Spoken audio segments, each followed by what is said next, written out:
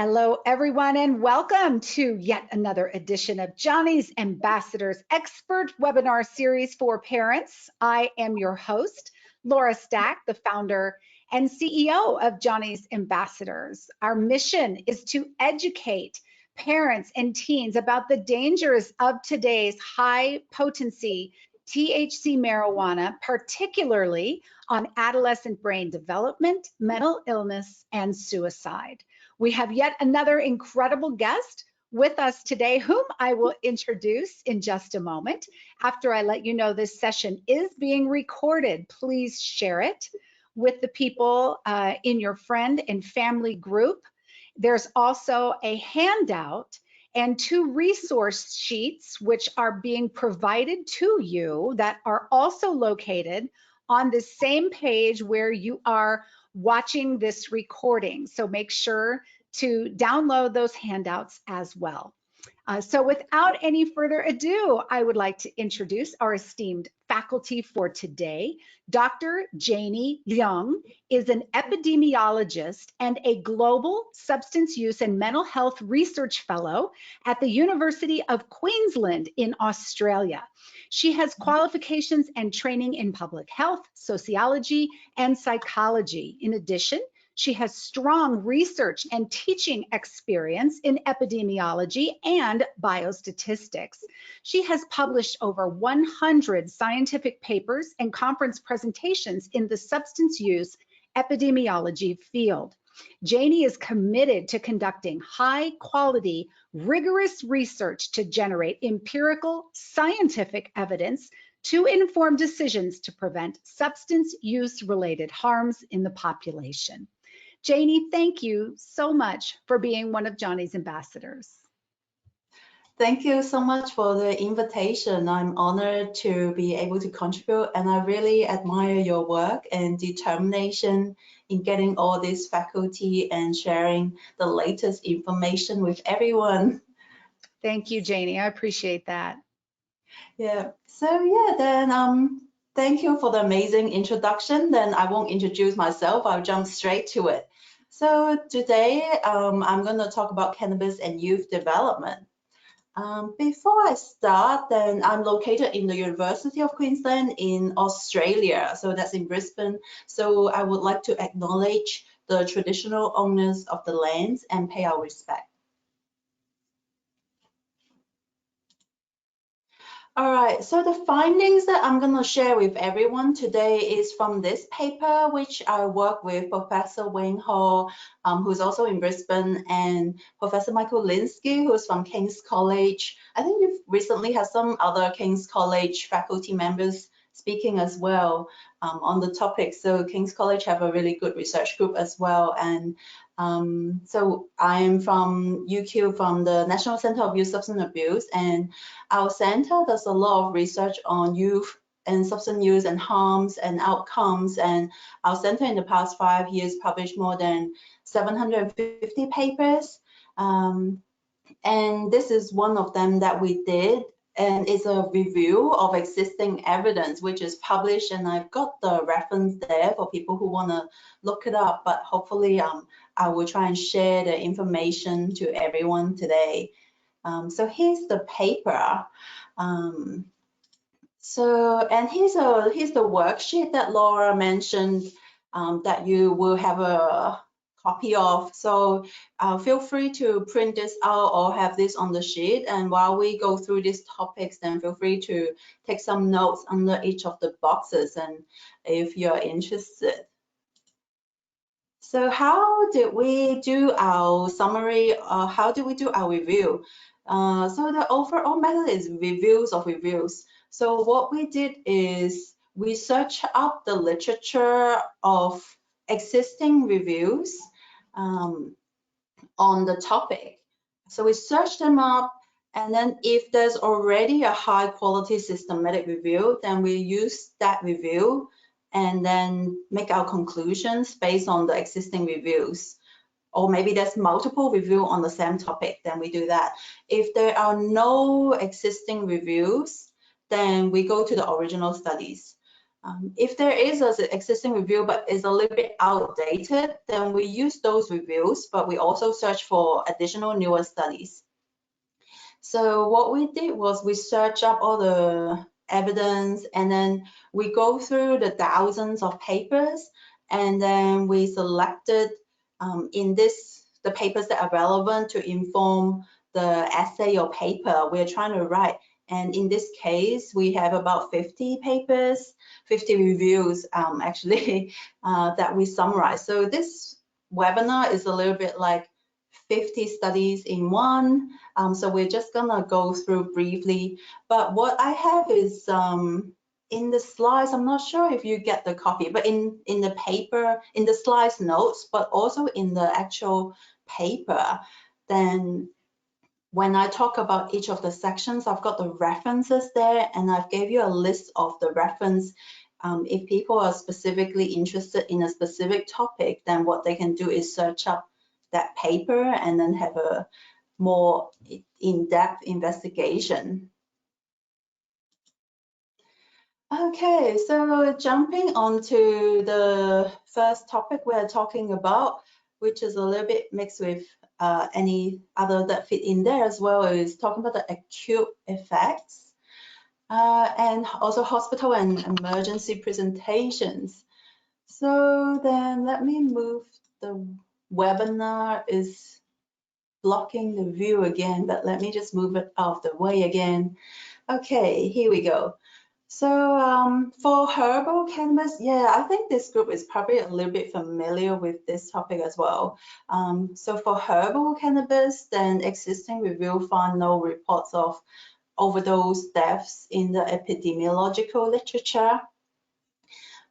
There are some recent reports of cases of cardiovascular deaths after young men use a lot of cannabis. Oh, and by the way, I think in our papers, we use the term cannabis. You might use the term marijuana, but that's what we mean when we are saying cannabis. And there are a lot of cases coming up of cannabis hyperemesis syndrome. So that's the people who present to emergencies room feeling sick and throwing up a lot. And then we find that they are usually young men who are using a lot of cannabis regularly. People might also use cannabis and then present with symptoms of poor mental health, for example, anxiety, paranoia, psychosis, psychotic-like symptoms, and thoughts or actual self-harm or suicidal behavior.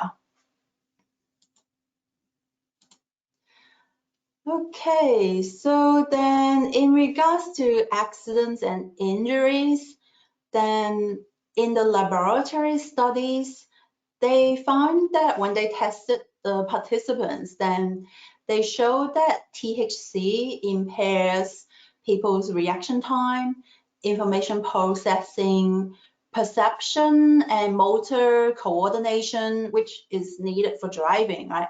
Motor performance, and also attention and tracking. So all of these factors are important for driving. Overall, the systematic reviews and meta-analysis reported 1.5 to 3 times higher risk of being in a car accident or being in a fatal car accident. When we see this range is because there could be multiple systematic reviews and meta-analysis, and some of the effect size, like maybe some paper reported 1.5 and some people reported 3. Depending on what they're including in their study. Okay, so cannabis dependence. So people who use cannabis could develop tolerance to THC. So cannabis dependence is a mental disorder. It's in the handbook for psychologists and doctors. And that's when people use a lot, and then their body might become tolerant, and they will need more, and they will be depending on it, and their life will be impaired because they need to use more in order to get the same effects. So epidemiological literature, the studies find about 1 in 10 people who use cannabis developed cannabis dependence later in life. And if people use daily or near daily, then the risk becomes 1 in 3. Some people stop later in life, and previously the literature showed that when people become older, like going into 30s, or changing their lives, as in, for example, getting married or having children, then they might stop using daily or stop using cannabis altogether. There are some recent literature from US and Australia that there's a group of people who continue to use into their 30s, and some evidence that people who use before, when their children are leaving home and they're in their 50s, 60s, 70s, they might have started using it again. Okay. So those people who seek help and go to treatment services for cannabis dependence, they often report other symptoms. They often report the symptoms of anxiety, insomnia, like disturbed sleeping, different appetite, and feeling depressed. Cannabis dependence, as I was mentioning before, impairs everyday functioning. So family members or friends often will notice that that person is different and can't function in everyday, and it's very difficult for them to stop when they are dependent on cannabis. In the USA, cannabis is the 3rd most common drug of concern after alcohol and opioids for people who are coming into alcohol and drug treatment services.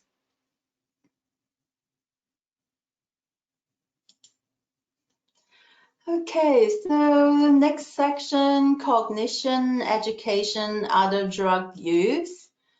Okay, cognition section. So neuroimaging studies find that the adolescents who use cannabis regularly had differences in specific regions of the brain.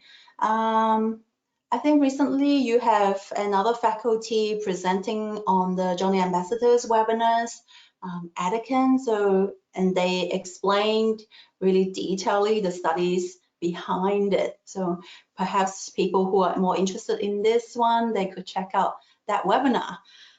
Okay, so case control studies, they find that adolescents who use cannabis had impaired cognitive performances. So that's more like observations. So the first one is actually scanning the brain, and the second is observations. People who got the kids or the adolescent, the young people who got worse cognitive performances, then they were the ones who were using cannabis. They were more likely, there were more of them who were using cannabis than not. And then there's also the epidemiological surveys and also twin studies on this topic that find that in people who use cannabis, then they have lower IQ or reduced IQ. There are some new recent evidence that when people stop using cannabis, there are some cognitive recovery. We don't have too many long-term studies yet in tracking even later in life to see if it's fully recovered or what. So future research is warranted. But there is consistent findings that there are differences in brain structure and the poor cognitive performance. There are some evidence that it might have already came before the young people started using cannabis.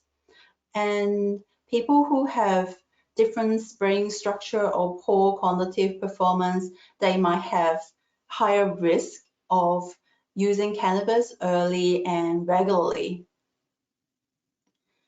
Okay, and they're also more likely to continue to use it into adulthood. It is likely that once they start using, then it further worsens their cognitive performance. Okay, the studies also find that consistently that if the young people are using cannabis daily or near daily, then they have impaired cognitive abilities. And as we mentioned before in the dependence then section, that they have deficits in daily life performance, so the daily lives or how they're functioning get affected. And longitudinal studies, so that are the studies that get the participants and then get the information and then follow them up later in life to look at what's happening. Those studies find that the relationship between cannabis and poor cognitive performance still exists after they were controlling for differences in pre-existing cognitive abilities. So their evidence also find that cognitive performance improves after people stop, and so it's likely that people who are using cannabis regularly, they are more impaired while they're still using cannabis. But if people are using daily or regularly or almost daily, especially if they start early and use it over a period of time, then many people find it difficult to stop using it and quit. If they're using cannabis daily, then you would imagine they might not be going to school or doing their homework or studying a lot. So they might already have affected their education and occupational opportunities. And this leads to our next section, which is related to cognition. Is for education, then there are hypotheses and potential explanations in the literature. So is it that cannabis use causes poor school performance? Are people at high risk of poor education attainment, are they the ones who were more likely to become regular cannabis users? Or is it that both regular, like cannabis use, and poor educational attainment is the result of a common pre-existing risk factor that is causing both of them? So there are a lot of debates in the faculty and the scientific community, but it might not be that we might not have to choose one. It might be a bit of either or both. So what do the existing systematic review of longitudinal studies find? And I was mentioning, I would like to mention that when we're doing the systematic reviews, if there are studies, if there are systematic reviews that just focus on cross-sectional studies, so looking at people, just surveying them once and then making the conclusions then they will be less preferred.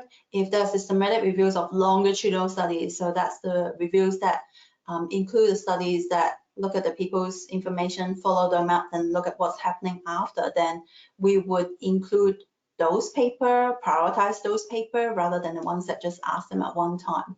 So in this case, we were able to find reviews of the longitudinal studies that followed people up later in life to look at what's happening. And we find that the reviews found that so when adolescents who use cannabis, so that's associated with poor educational outcome, and the existing studies generally find that the relationship is a little bit lower after adjusting for potential common risk factors or potential other explanation variables. So that's what we call the confinders. There are mixed findings in the existing literature, and I think it's very important to acknowledge it. and not just pick the ones that are aligning with, for example, if I do a study, there could be another paper that didn't find the same result. So I think it's very important to acknowledge that there are differences in the results and then summarize all of them, and then base overall, then which way is it leaning more towards.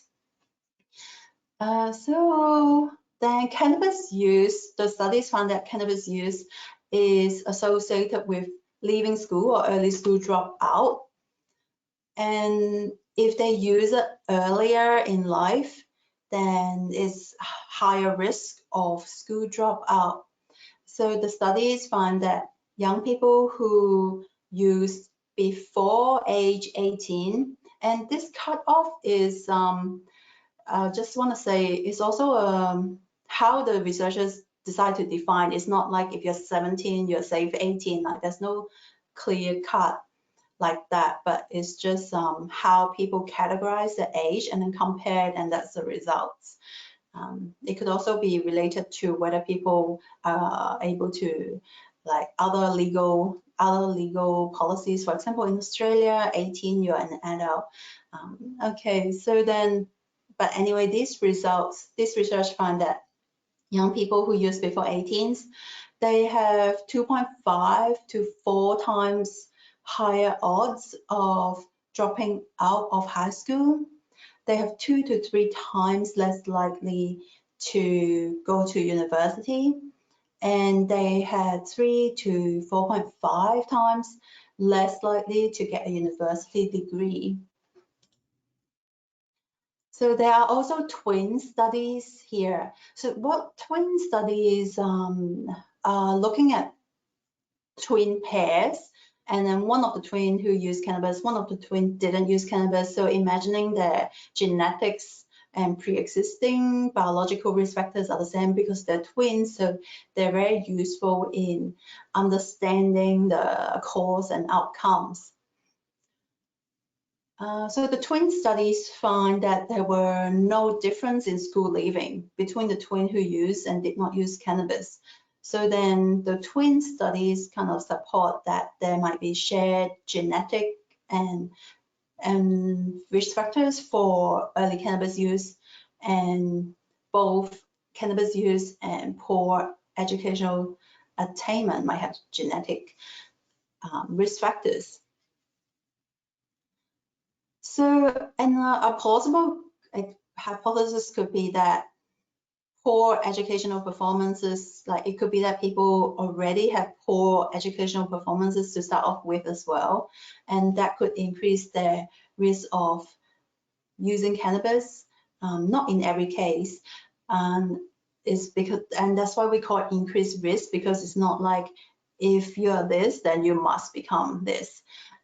So just overall, if you count everyone, then people who got poor, the young people who are already poorer in educational or cognitive abilities to start off with, they have higher risk and then of using, and then using might further impair their educational outcomes. So overall, the literature are supporting that as well. Okay, so on to other drug use. So this has been studied a long time ago. So since the 70s and 80s, which the way or the pathway is typically people use tobacco and so smoking cigarette and alcohol first, and then they might use cannabis later, and then they might use other drugs later. But it's changing a little bit recently. Recent studies find that there's a group of young people who don't drink and smoke as well. So yeah. So then the epidemiological studies find that people who use cannabis regularly, they're more likely to use heroin and cocaine later.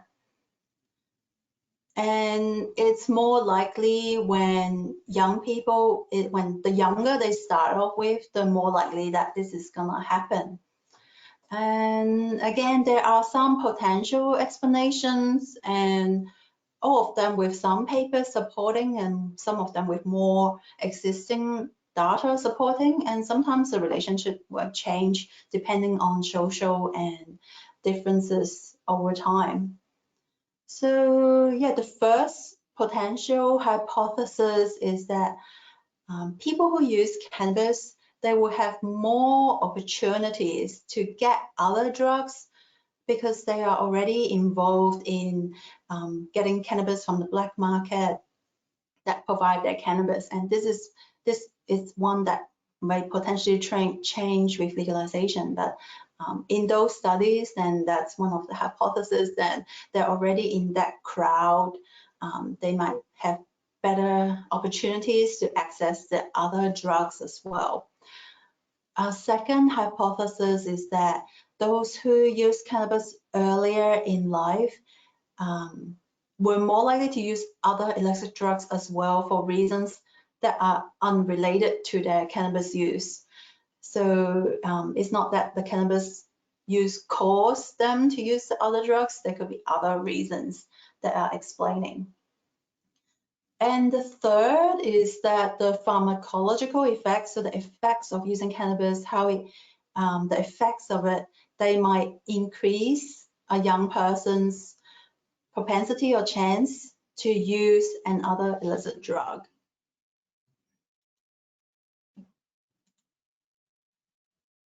So there are some recent international data that show that the order of cannabis use and other drugs varies by prevalence and access. So we mentioned it a little bit before, just in the slide before.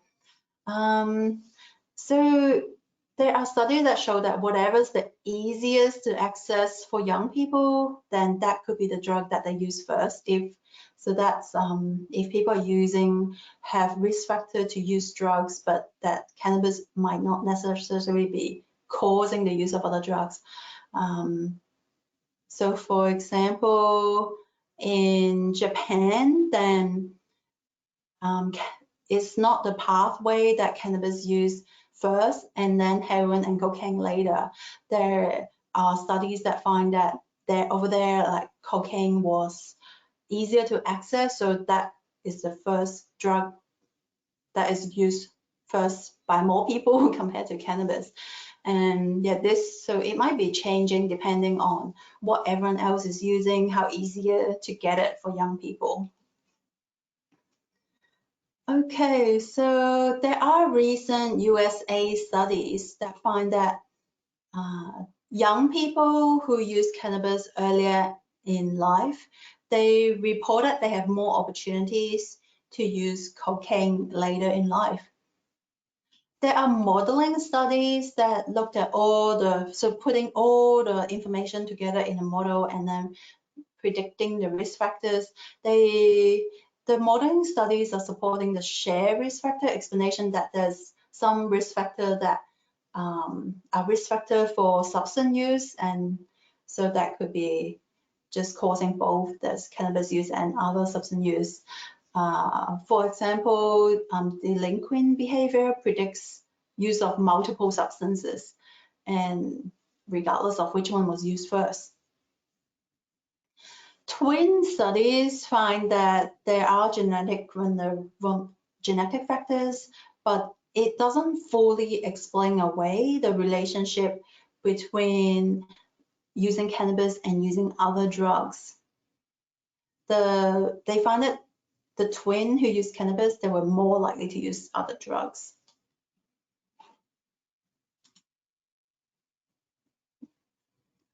Okay, so now on to psychological consequences.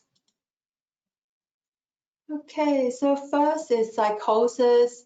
And again, you recently had another Johnny's Ambassador webinar on focusing on psychosis specifically. So people who are interested in this, then I would encourage you to watch that one. I think that one's by Professor Robert Murray. And The studies I present here are similar to the ones that he talked about in that one in more detail and better, more in-depth explanation.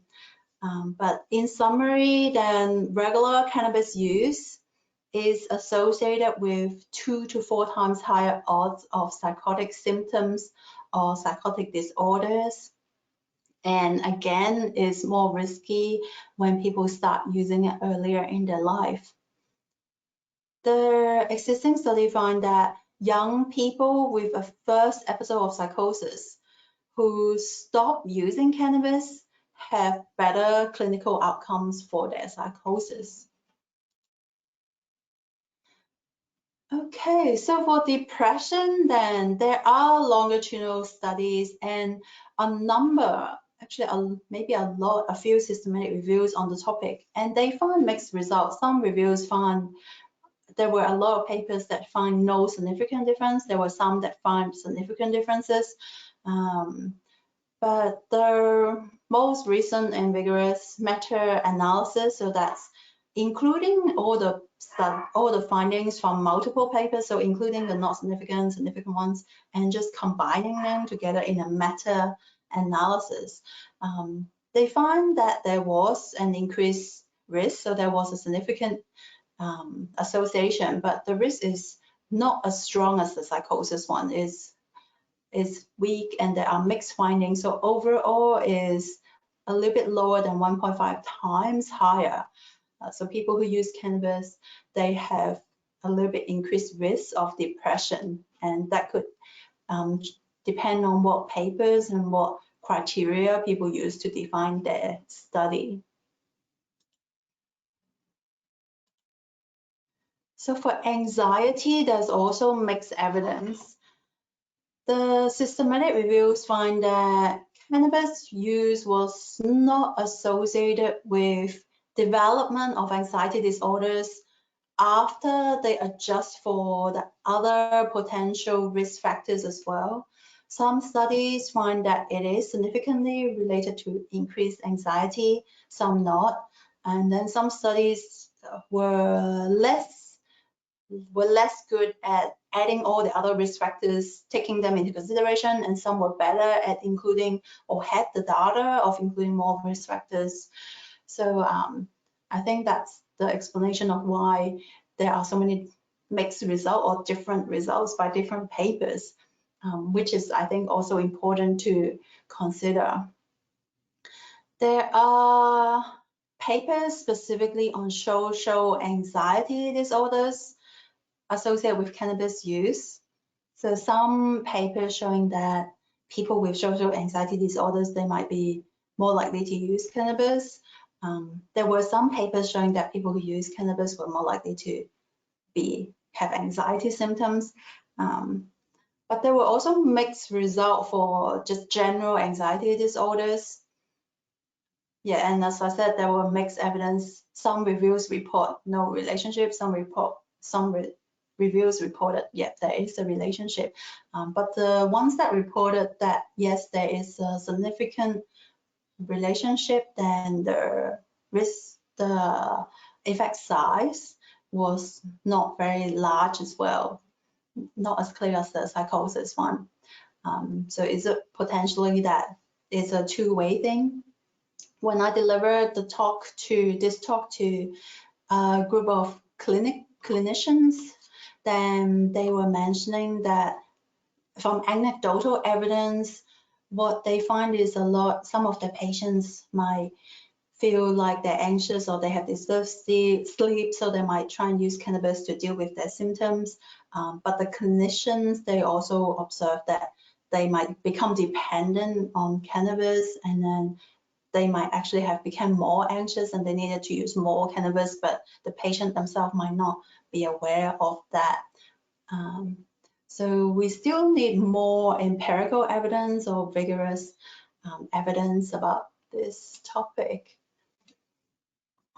Okay, for bipolar disorders, then there are existing systematic reviews again. So the systematic reviews find that for people who use cannabis, then when they follow them up to look at them, what's happening later, they had more manic symptoms, so that's symptom of bipolar.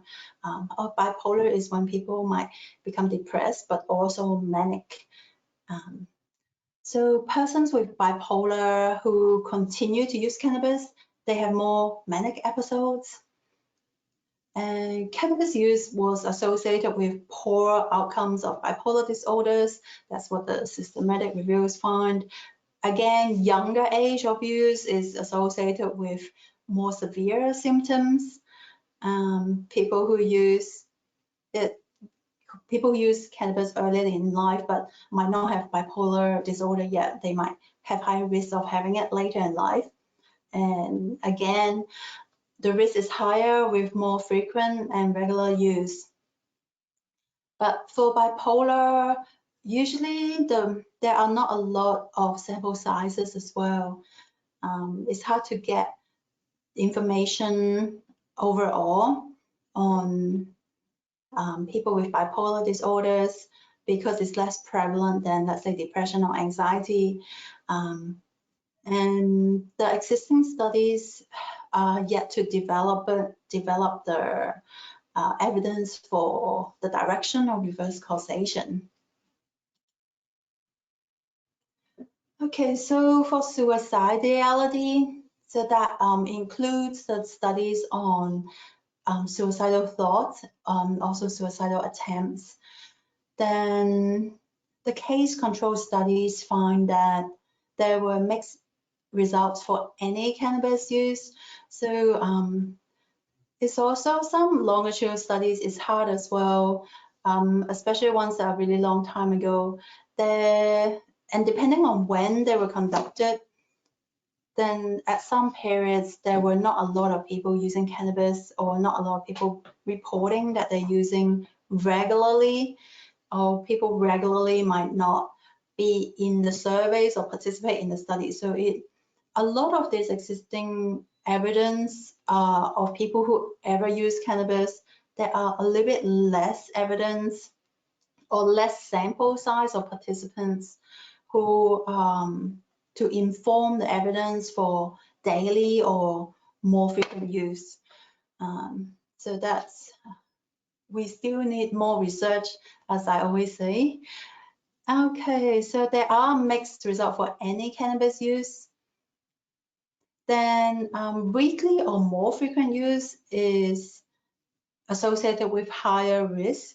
And there are mixed studies, mixed results for gender. Like some papers reported that young women or females who use cannabis have high risk, but other papers report that males have higher risk.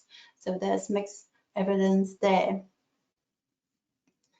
The systematic reviews of combining all the relevant papers results together, then they support that cannabis use using adolescents. So adolescents who use cannabis, they have 1.5 to 2.5 higher odds of suicidal ideation and suicidal thoughts.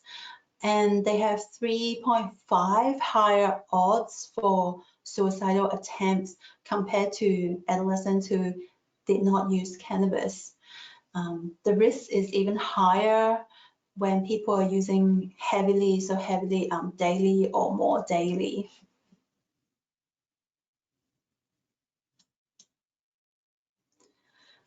Okay, so antisocial behavior then. Then depending on the legality of cannabis use, but even if it is, then in the young people's case, in some locations, cannabis recreational is legalized for recreational use, for adult use. So adolescents or underage people, it's still illegal for them to use, and they might get a criminal record, or they might not, depending on the enforcement of it. So cannabis is easier to obtain without criminal offense than other drugs, for example, opioids or cocaine. And so maybe people will not get a criminal record, especially nowadays, and people can buy it off the black market, or I think Laura, maybe you mentioned before, and other talks mentioned before, that it's very easy to access in the States. Cannabis nowadays, if they get a medical card, a Medicare card, okay, so then it might not, people might not need, it might not be so hard or illegal for them to get it now.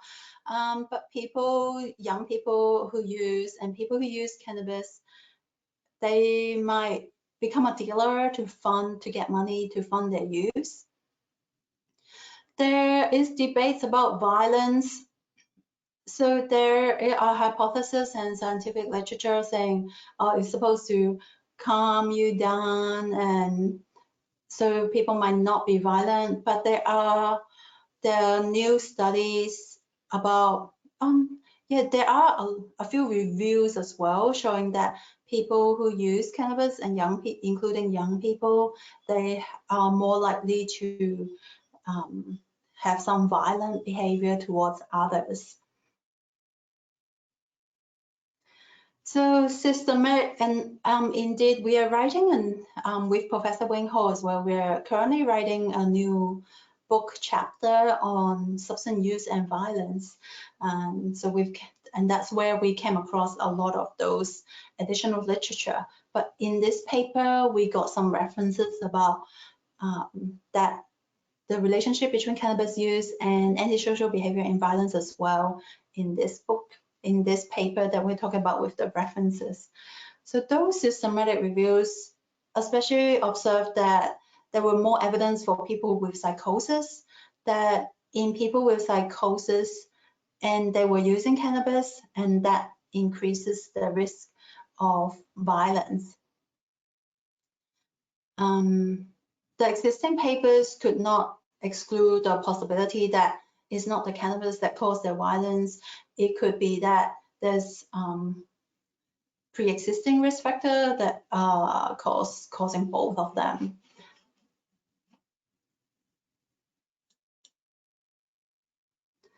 Okay, so then this is almost the last section.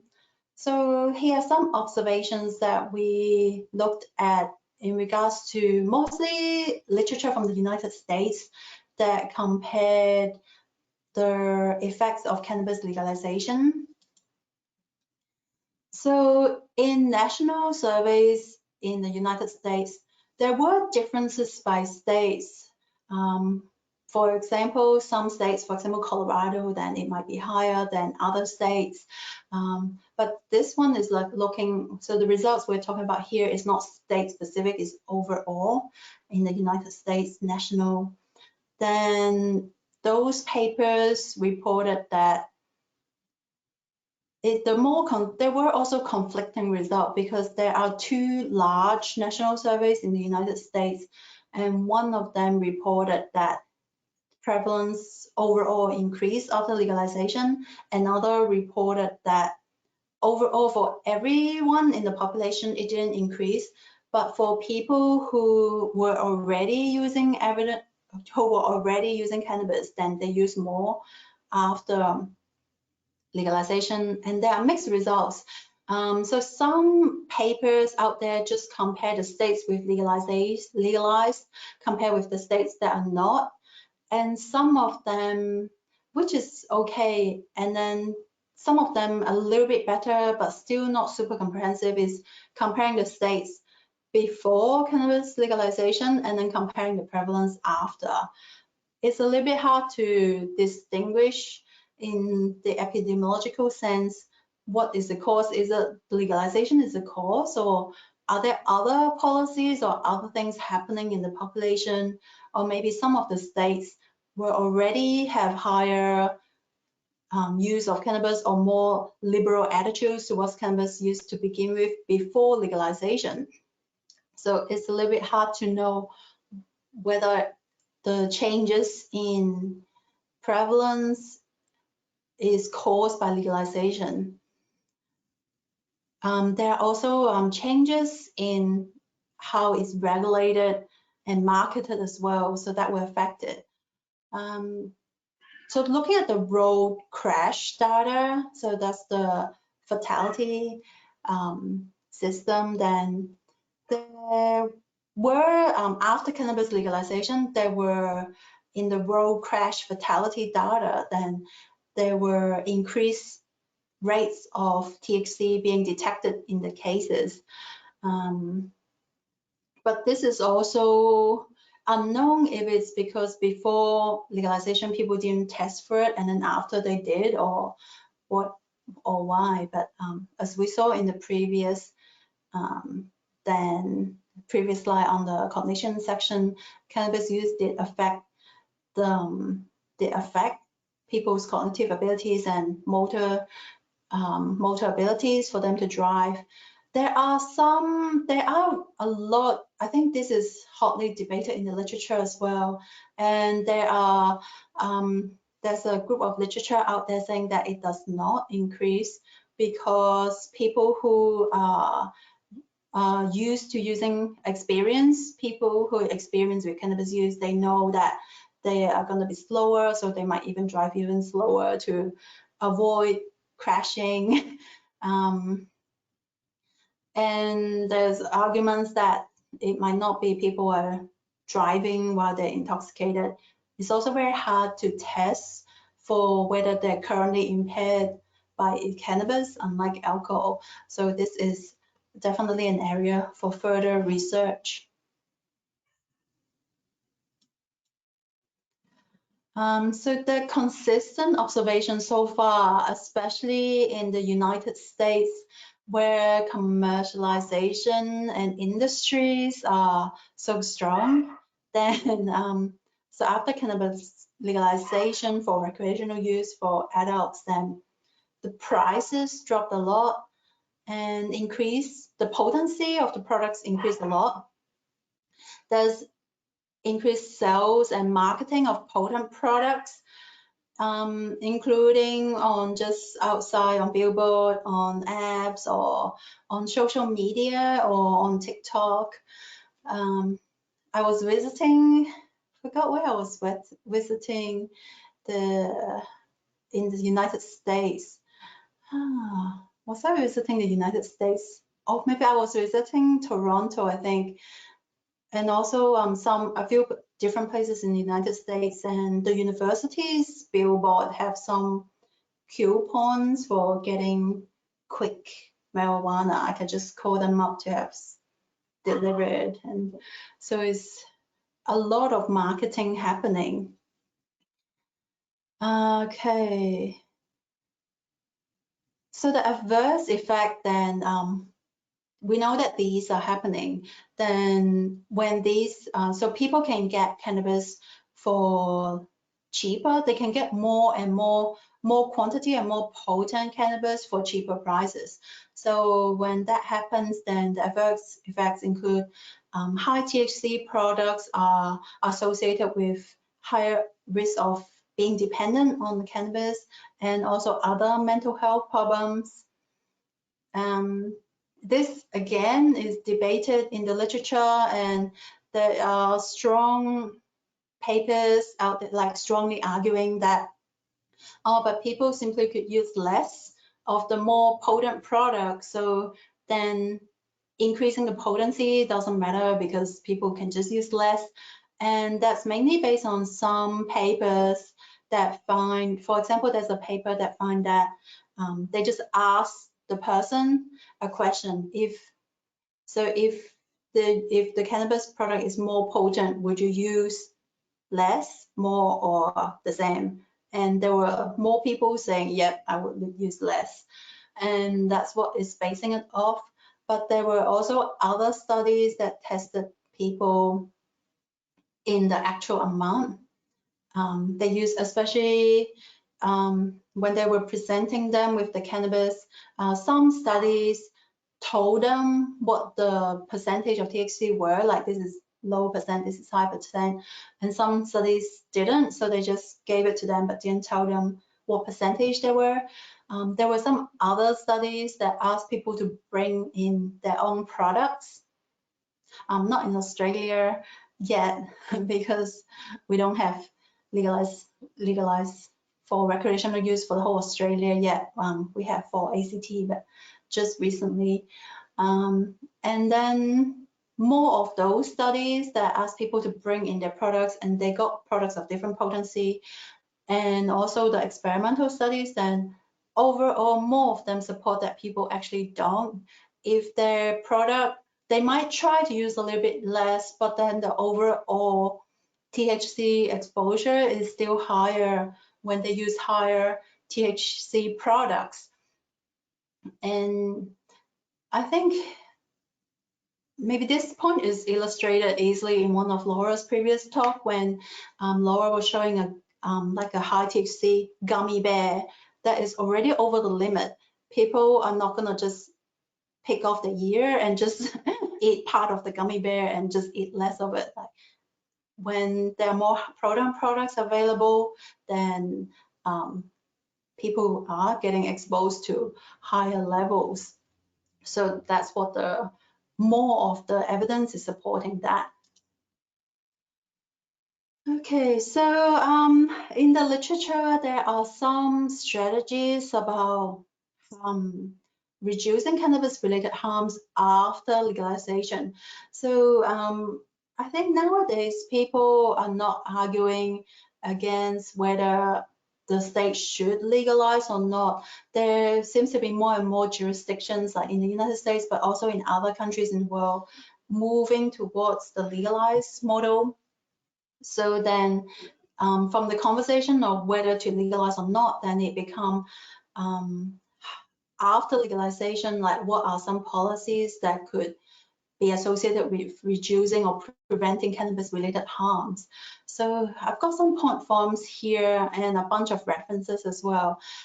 So overall, the literature are supporting that taxes and regulations to discourage heavy use, as we saw in the earlier sections of this webinar, that a lot of the harms are higher with more heavier use, so using more often and using higher potency products. Limit retail sales and advertising. As we were mentioning before, then there are new advertising on social media, which is a little bit hard to regulate recently. There's some work from our center are looking more into how substance use is being portrayed on social media. So for people interested in that, I will share my Twitter at the end of this talk if people want to keep in touch with the work of our center. So third point is education on harms, and this Johnny Ambassadors series is doing really well on, because what we're doing is sharing information on what are the harms and what type and how using it is more harmful compared to comparative less harmful if people were really going to use anyway, and then what to do or what definitely not to do if people must use. But discourage adolescents from initiating use, because we saw that, and I think previous talks as well mentioned that the adolescents are still developing their lives and brain. So in this webinar, we saw that earlier use, so when they use earlier in life, then the risks are higher from the existing literature. So discouraging adolescents of public health interventions or campaigns to discourage adolescents from starting to use cannabis regularly in the first place. Improving access to treatment, so people who have is kind of socially accepted, but it's also not, the treatment rate is still low. People who need help with and have cannabis dependence, there's a low percentage of them who access treatment or using treatment. So improve access to treatment, and also, yeah, there's also mixed evidence on the literature about stigmatization. If it's reducing stigma, would that help improve access? and also deter driving while impaired. So policies around that. Okay, so you might have filled in your worksheet, but just a brief summary. Then in today's webinar, we talked a little bit about cannabis use and how it affects youth and youth development. We mentioned hospital emergencies and emergencies presentations. For example, they might have psychological symptoms that they need, or psychosis that they need to present for, hyperemesis, or some reports of cardiovascular events. Accidents and injuries, we talked about the evidence surrounding motor vehicle accidents, so there are increased risk. For young people who use cannabis, then 1 in 10 will develop dependence, and the risk is higher for more frequent use. It becomes 1 in 3, and the earlier they use, the harder is it for them to stop later in life. Cognition and education, so cannabis use is associated with worsened cognitive performance and educational outcomes. So for the ones that I put associated to cover the overall, that it might not be causal, it might be causal. So a lot of these areas actually would benefit from more research, especially from research using more recent data, because times have changed over time and relationships might change. Other drug use is associated, cannabis use is associated with other drug use, including surveys from the United States, but that might change depending on access. Mental health, so associations, cannabis use in young people, associations with psychosis, suicidality, some associations with depression, anxiety, bipolar, some mixed results, and there are associations with antisocial behaviour, including conduct disorder, and also violence. Especially there are some papers of cannabis use and violence in people with psychosis. And the effects of legalization is that consistent finding that there are increased access to more potent and cheaper products, so people could get marketed and can get cannabis easily for cheaper, and we need to strongly discourage youth use or use by young people to prevent dependence. Okay, so as Laura mentioned, we got a handout of a summary table. So this is just an Excel table that we did in the literature search we did in 2019.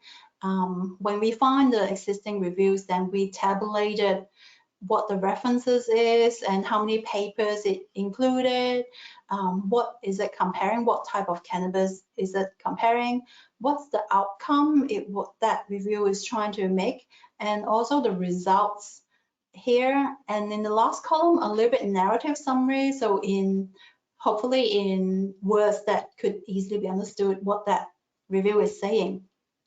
So we got this table just for ourselves when we were writing up the report, but I'm happy to share it with everyone who is interested. In the same spreadsheet, we got the full reference list as well for the papers included that are used to inform this webinar. And there are some new papers after 2019 that I added into the webinar, but and I added that to the reference list as well. So that's the handout list of the references, and here is my Twitter. So that's my Twitter handle, and here's my Facebook account. I don't use it a lot, but also feel free to post me something on there. And I have a mental health and addictive behavior research sharing Facebook page, so that's the bottom right there. I initially made it for myself, but for recently opened it, made it publicly available. If anyone's interested, then feel free to appreciate it if you want to go to the page and like it or whatever. And here's the link to our center webpage, which also has updates of all the work our center publish. So thank you very much, everyone, for your time. This is absolutely fantastic, Janie. I am so grateful for all of this amazing research, and everyone, the summary table that she describes here is invaluable. There are several different tabs, and the summaries of the research, I think, are incredible, so that you don't actually have to try to scan the entire study. It's all being provided right there for you, as well as the links, and it is extensive. You did such a great job on that, Janie, and we're so glad that you are sharing that with us. So we will put that on the page with your Johnny's Ambassadors recording, so that people can share it and pass it around. And that is exactly what we are all about, is education. And I'm so impressed that you watched all of those webinars. Wow. So thank you for doing that and for contributing to this body of knowledge. We really are trying to create a world-class repository of the world's experts in marijuana/cannabis research, and you certainly are included in that esteemed faculty, and really appreciate it. Can you just give us kind of a summary of what's happening there in Australia around the issues right now? You mentioned recreational marijuana is not legal. Is that something that you see happening? Do you think it's inevitable? And how do you see it going with regard to, potency and youth access? I just wondered if you could give us kind of a state of the situation there in Australia. Yeah, sure. And thank you for the invitation. I feel really honored to be here. And I really, as I mentioned, like really admire your work and your determination in sharing these really high quality webinars by other people on here. So in regards to Australia, yeah, so we got one, not sure if you're familiar with ACT, so that's one jurisdiction in Australia. So that's just legalized for recreational use. For medical is legalized, but not a long time ago. So I've got a timeline here. Like for US is so long ago, but for Australia it's happening so recently. Okay. So we don't have a lot of data yet. And it's also even in Australia is even harder. So some of my research is actually even analyzing US data because it's easier to get. For example, the National Drug Strategy Household, the National Survey of Drug Use, the survey. Right. And Yeah. so I use that as well. Australia is hard, and we don't have annual surveys. We have every 3 years. Wow. We just have one recent survey released, but the sample size also is not as large by jurisdictions. So it's also a little bit hard to compare. In regards to whether it's going towards legalization, then it might not. But I think the stakeholders are interested to know what's happening in the jurisdiction that is legalized and what's happening once we get enough data to analyze. Some PhD students in my center, they're especially looking at in Australia, what's happening. And there's a paper by a PhD student in our group that is published, and they looked at access to cannabis and vaping products. Yes. On the black market. And we find that a lot were shipped from the USA, but they can ship worldwide. So it could be that a lot of people in Australia, they could even just order online from anywhere. But recent surveys find that most people are still just getting it from people they know, or a local dealer, or getting it from their friends or an uncle. So it might change over time as more and more people use online. Our social media studies find that there are a lot of content on Instagram and TikTok, which young people might be using. Yes. And one of our PhD students have just an account, and they were just browsing to see what content is out there, and they could be a young person, you don't know, they could be an underage person, and they got messages from dealers asking them if they want to buy on Instagram. Yes, Yeah, that's common, and Snapchat and all sorts of, Snapchat. yeah, other social media here in the Mhm, US. So you're seeing that too. Well, mhm. we only hope that the legislators there, the government, the industry, you know, really pay attention to what is happening here in the United States with our youth. I know a lot of the other experts that we've had on from Ireland and London and, you know, different parts of the world have all said, you know, everybody really watches the United States, and in many Mm, cases they are just appalled at, you know, how we are in many instances harming our children through these policies and not doing enough to safeguard mhm. access to them by youth. Do you think that Australia is watching the US? What is their, do you think they're paying attention to the stories that they're seeing here, not just of us, but just in the media and research and the instances of psychosis and, you know, the illnesses that you mentioned? Is Australia kind of paying attention to the work coming out of the US? Yes, yes, definitely. And I can only talk on behalf of researchers from the university. In regards to politicians, I'm not sure what they're doing. Sometimes it's about getting We're not votes. either. Yeah, but definitely there's a lot of lessons learned from the US for cannabis use, and also different policies that might increase or prevent harms.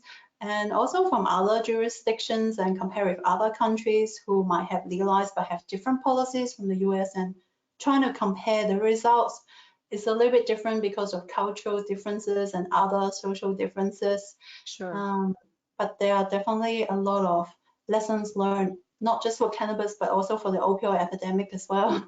Oh, well, we really appreciate this research, the depth of your knowledge, the extent that you've looked into all of these different areas. I love how you've categorized the different areas of harm. I think that that's a model that many people can use, because they just tend to kind of throw out all of these different dangers to adolescents, but you made it very easy for us to map out the different areas of concern, and I really appreciate that. And that handout will also be on Johnny's Ambassador's website with your recording, so that people can take notes and follow along. And we would love to stay in touch and hear from you again. Should you have any additional research to bring to us, please reach out in the future. Thank you so much for spending your time with Johnny's Ambassadors today. We really appreciate it.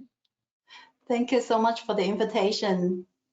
Thanks, Janie. Have a great night. Thanks, everyone. We'll see you again right here, Johnny's Ambassadors. Take care. Bye-bye. Thanks, Laura.